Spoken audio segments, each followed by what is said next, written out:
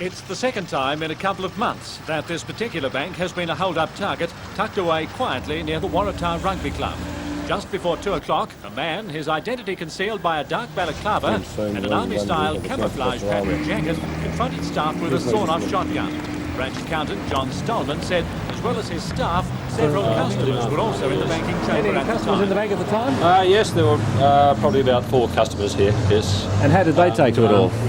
Well, they seem to take it a lot better than we did, actually, but they will be contacted by the police for their comments as well. Directly across the street, people in the butcher's shop had already noticed an empty blue Commodore parked outside the bank with its engine running. When the disguised gunman burst out with 2 shopping bags containing his booty, the butcher wrote down the registration number and rang the police. Within minutes, the vehicle in question was found 2 blocks away in Prince Street. It had been stolen from a car park near the Newcastle City Council Works Depot in Turton Road, Waratah, and apparently belongs to an employee there.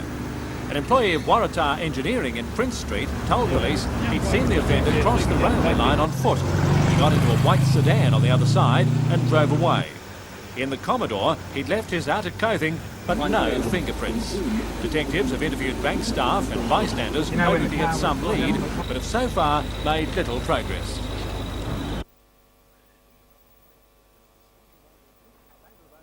A matter of only minutes later, the vehicle in question was found abandoned at the corner of Dumeric Street and Chatham Road beside the Broadmeadow Racecourse.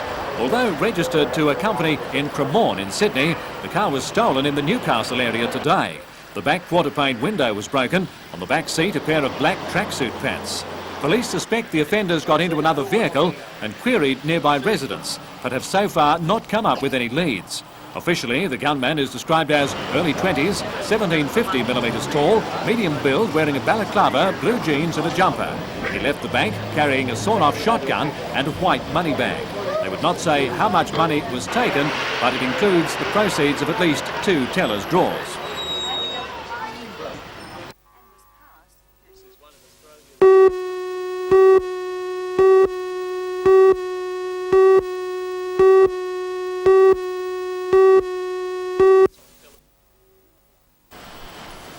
The University Council is the governing body and meets every 2 months to consider a wide range of business. The board has more than 20 members and is headed by its new Chancellor, Dr. Elizabeth Evatt. Today's meeting got underway with plenty of fanfare. It was that time of year to ensure that everyone's faces were indelibly recorded. But once the poses were no longer needed, it was down to business. A key issue on today's agenda was the sticky problem of amalgamation with the Hunter Institute. The council was being asked to support the principle of amalgamation. After more than an hour of discussion, the issue was put to the vote and passed 13 to 10. The council stipulated that it supports the principle subject to satisfactory negotiations with Commonwealth and state authorities. The Vice-Chancellor, Professor Morgan, was given the task of carrying out the negotiations and providing council with a full report.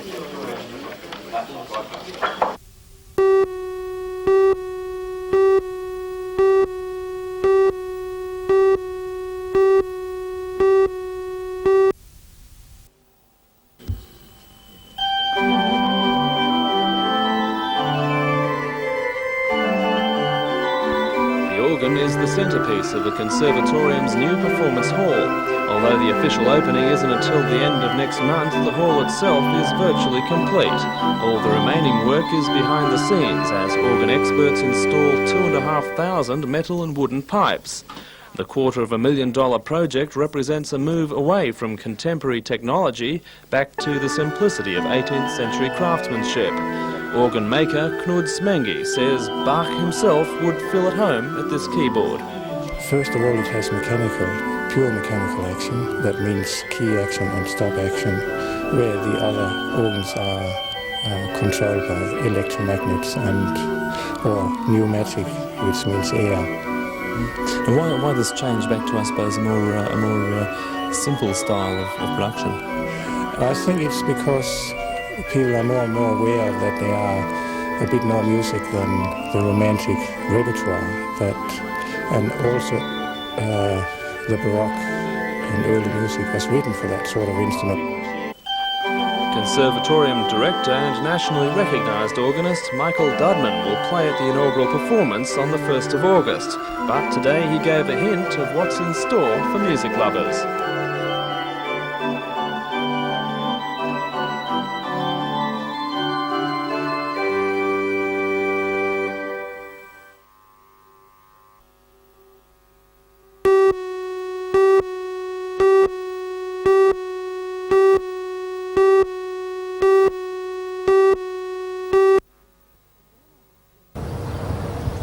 The Belmont 16-foot sailing club enjoys one of the best locations in the region, set idyllically on the shores of Lake Macquarie.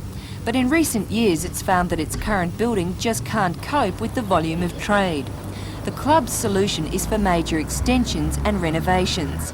These include plans for a new bistro with 3 times the existing seating capacity, a greatly enlarged lounge, and the showpiece of the entire plan, an outdoor terrace with bistro and floating pontoon. According to the club's secretary-manager John Chin, further improvements will follow. The renovations will ensure that the club is geared up to cater for the tourist trade. Mr Chin also says if Sydney wins its bid to host the 1996 Olympics, the expanded club will shore up this area's chances of catering for some of their sailing events. Now, we do expect that if Sydney got the Olympics, that some of the sailing events would be sailed in the Lake Macquarie area. And we certainly would like to bid in hosting or helping to host some of those events.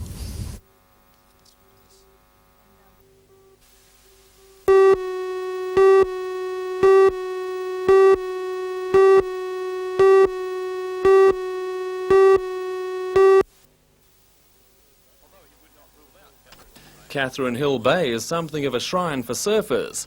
They're concerned by a leaflet being distributed by surfing writer Brad Farmer. It claims that plans are afoot to discharge sewage from the Westlake Sewerage Scheme north of the bay into the ocean. Brad Farmer couldn't be contacted today. He wasn't the only one. The Hunter District Water Board said only the Department of Public Works could comment on the allegation. The Department of Public Works says they can't comment without the approval of the Water Board. Whatever the truth behind the rumours, the report is being treated seriously by world surfing champion Mark Richards. His signature appears on the leaflet. He says any suggestion that Catherine Hill Bay would be threatened by pollution must be of concern to the whole community. It's an unspoiled area and the water is crystal clear down there, and I know that, like, I live at Merewether and I do most of my surfing there, and any time there's a southerly wind blowing, the water is just disgusting. There's all sorts of smelly things in the water, and there's detergent and all sorts of things, and a lot of the young surfers in that area have actually got infections from the sewage in the water.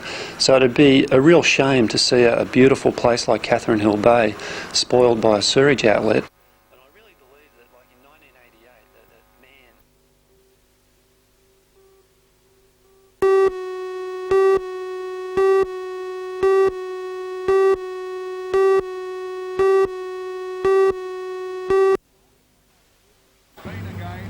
Staff at the Cardiff Workers Club walked off the job last Tuesday over a range of industrial problems, including dissatisfaction with working conditions. The workers are particularly angry that the club has closed the membership list of the company's superannuation fund. The board said that it cost them a lot of money to continue that, and it was economics that caused them to freeze the superannuation fund. But the same economics should have prevented the board from issuing themselves with their Christmas bonuses. After picketing the club for the past week, workers today gathered at Cardiff Park to decide their future strategy. Last week they agreed that the issue should go before the Arbitration Commission, and today they decided to return to work so that the Commission could hear their grievances. Since 1985, nobody's been allowed into the superannuation scheme. They've froze it. So we think that we shouldn't be working alongside them, doing the same work, getting a superannuation, which when I retire I'll get $110,000. What are they going to get? Peanuts.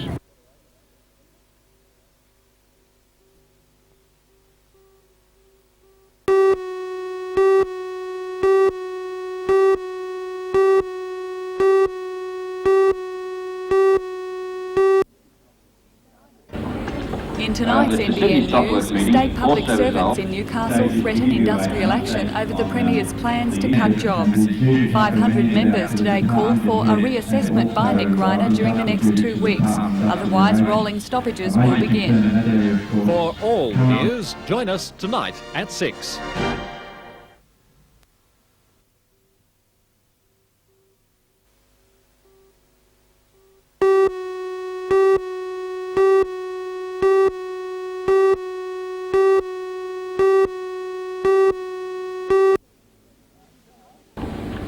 The Public Service Association of New South Wales is demanding that leave, allowances, hours and jobs should stay essentially the same. Its organisers argue that reduced services to the public and increased workloads for employees would result from Mr Greiner's planned reforms. Association members today endorsed a call for a written promise from the Premier that no forced redundancies will be made. They also demanded consultation on any restructuring which affects them. The major problem with him at this stage is that the Premier and his ministers are not prepared to discuss with the association what he is doing. We've got no idea what's happening to the workers in the workplace, who's going to do the jobs after the restructure. We certainly will be looking at covering the jobs of all the members to make certain that nobody loses jobs as a result of it. If no response is offered within a fortnight, a series of statewide rolling stoppages will begin. If it continues on the way it has been, it's going to be a build-up. The last meetings that were held last week, there was over 1,000 in this region alone that stopped work to meet, and it's going to continue to increase until the Premier comes back and discusses with the unions what is going on. Today's meeting also condemned the government's Essential Services Act. If the legislation is used against any union, the PSA will call an immediate statewide stoppage. There are, however, no guarantees that every member will heed the call. Although today's meeting was considered compulsory, the state government office block was still manned by a skeleton staff.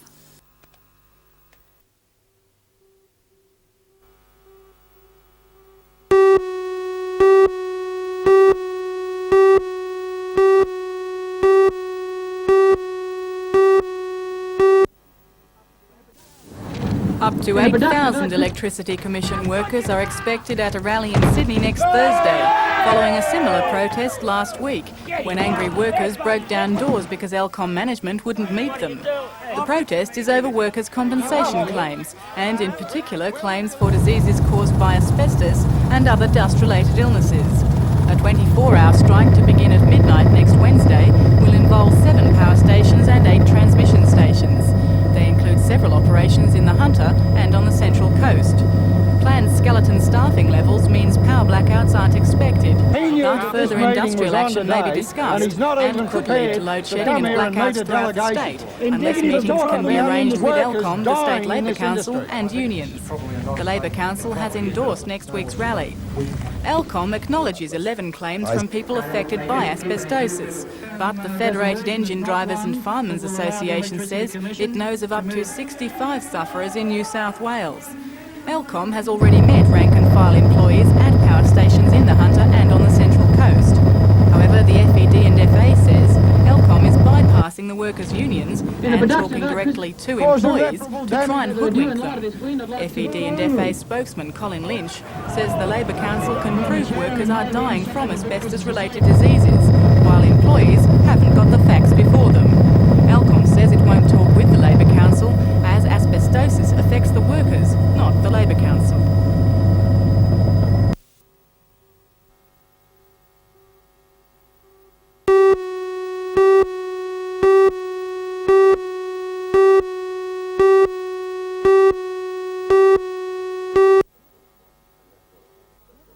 And that's what it Neville Hartnett's case is just one of many that have come to light since reports of the golden staph problem at the Royal Newcastle Hospital first surfaced. Neville went into hospital in April last year, suffering from a burst blood vessel in his brain. He says what was a serious problem anyway became far worse when he contracted golden staph infection. When I found I had golden staph, the bone that they removed to fix up the burst blood vessel, that got infected with golden staph and all around it, and I had to go back in September to get that taken out. And then once I got that taken out, the hurling on the outside was pretty good, but there was still something wrong inside, And I went back in April this year to get a plate put in. They opened me up and they turned around and found that the stitches they put in previous April were infected, so they had to chop those out. And they said, sorry, we couldn't put the plate in, but we'll check you and see what we can do later. But according to the Chief Executive Officer of the Newcastle Health Service, Dr Owen James, the hospital doesn't have golden staph. It has methicillin-resistant Staphylococcus aureus, MRSA, which he says is something entirely different. Golden staph was a word which had a terrible significance and was given to mark people who had been infected with a Staphylococcus aureus, which was a terribly virulent organism. And typically they were healthy people who became infected with this germ and died or were critically ill in a very short time. This is not the same. However, Professor Richard Barry claims that golden staph and MRSA are the same thing. He says it's a common microbe, but drug-resistant strains tend to colonise in hospital, and that appears to have happened at the Royal. Semantics aside, Dr James admits that the Royal has had a significant increase in MRSA cases. However, the situation appears to be levelling out. In Royal Newcastle there are some 16 isolation beds of the total complex of 400. The average occupancy of the isolation area is about 40%. So about 6 to 7 patients have this bug isolated on them at any one time. About 3 to 4 times a year the occupancy of the ward goes to full at 16, and sometimes additional accommodations has to be sought.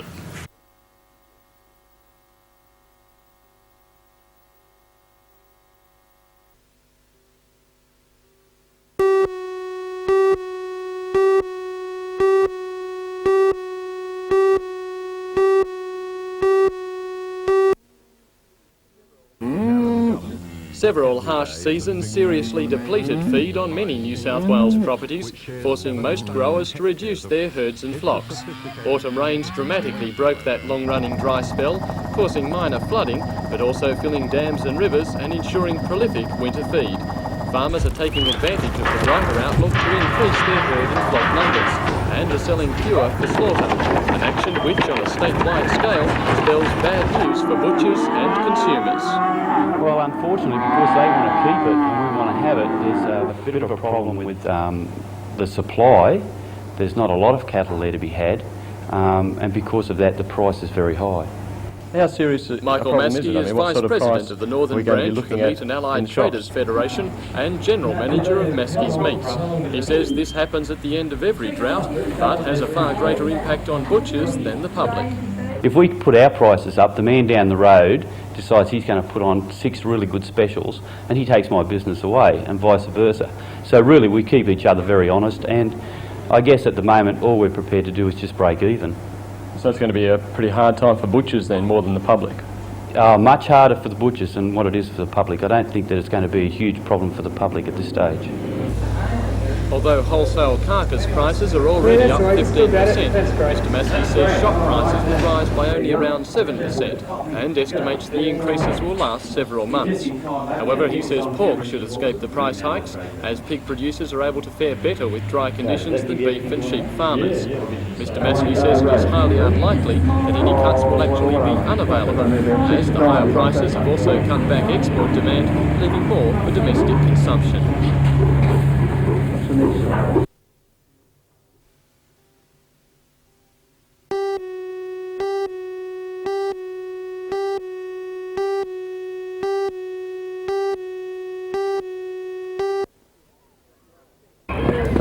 21 teams involving 210 girls have travelled from as far away as Broken Hill, the Riverina and the North Coast to enter the 1988 competition. Representing the different regions in the state, the girls are playing for the Inter-Regional Cup and for positions in the state teams. Amongst the girls playing today were 4 Australian representatives and a number from last year's New South Wales team. The Inter-Regionals are played over 3 days with a round-robin format, and the games are played with 20-minute halves.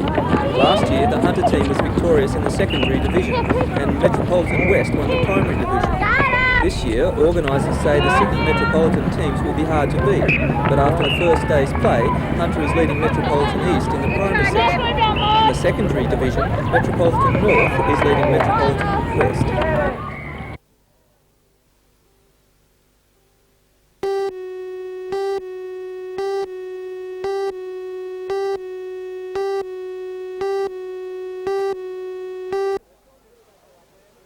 The strong back there with Newcastle 50, Brisbane 47. Brisbane had a lot more shots though. Until earlier The this foul's year, called on when number 9, complications Peter almost Hill. saw him lose the use of his feet. In March, he spent 2 weeks in hospital and it looked as though he would have to give up his coaching career. Insulin treatment and less stress have seen a steady improvement in his condition. Although having 4 offers so far this season to change clubs, Ken is negotiating for his 6-year contract with the Falcons to be extended. Back at the beginning of the season, diabetes got so bad it looked like you wouldn't even see the season out. How is it now? Well, it's getting more under control with the injections. It seems to be bringing it back so as I've got a better idea what's happening to myself, and I'm trying to pace things better. Dennis Kibble takes some of the responsibility off my back, and if I spread it around a little more and don't try and think that I have to do everything, I think I can get by comfortably, and I've learned to live with the pain in the feet, and even that's cleared a little bit. That's a bit better than it was, so I'm hopeful that next year will be a good year health-wise. Can you beat Hobart on Saturday night? I will beat Hobart on Saturday night. We will definitely beat Hobart on Saturday night. You know, we will be too aggressive to allow the game to get away. It's too important a game, so I'm not interested in thinking about, well, we can win it if we do this or that. We will win on Saturday night and give ourselves a legitimate crack at the finals with the next 3 coming up on the road.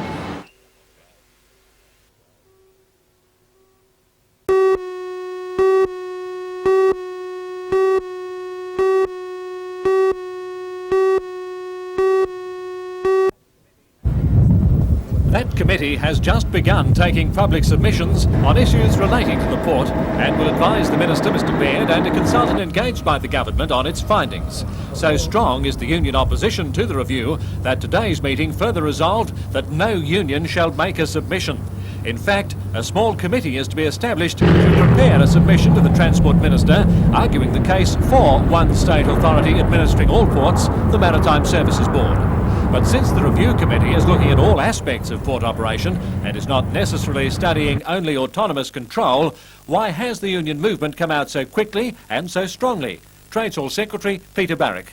Maritime unions, both shore-based and sea-based, are currently under the microscope by virtue of a whole number of reviews.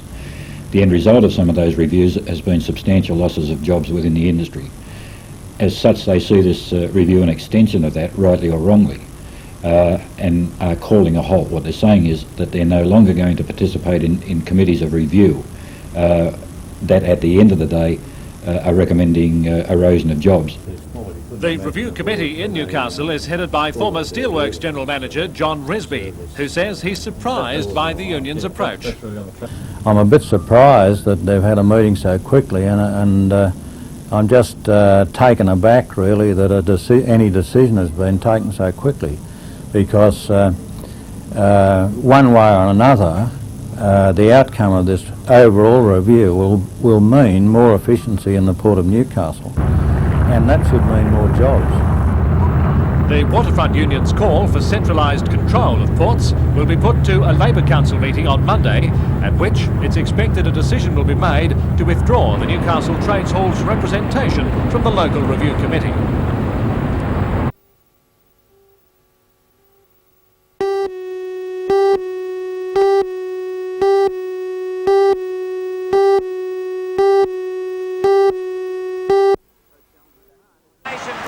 Coach Alan McMahon admits the Knights are the underdogs against the Canberra side. Canberra comprehensively defeated Belmont last week, and even though they are without Test stars Jackson and Bacco, and tough lock and captain Dean Lance, plus brilliant fullback Belcher, the Raiders' replacements shouldn't weaken the side too much.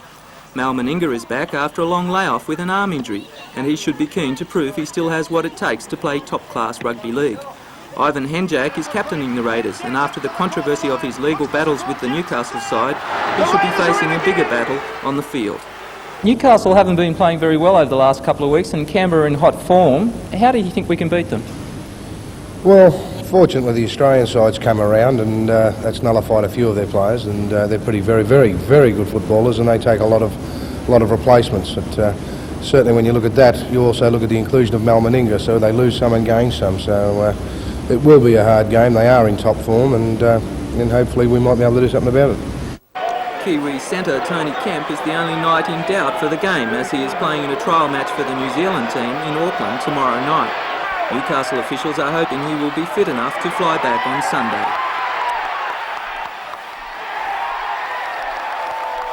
I think in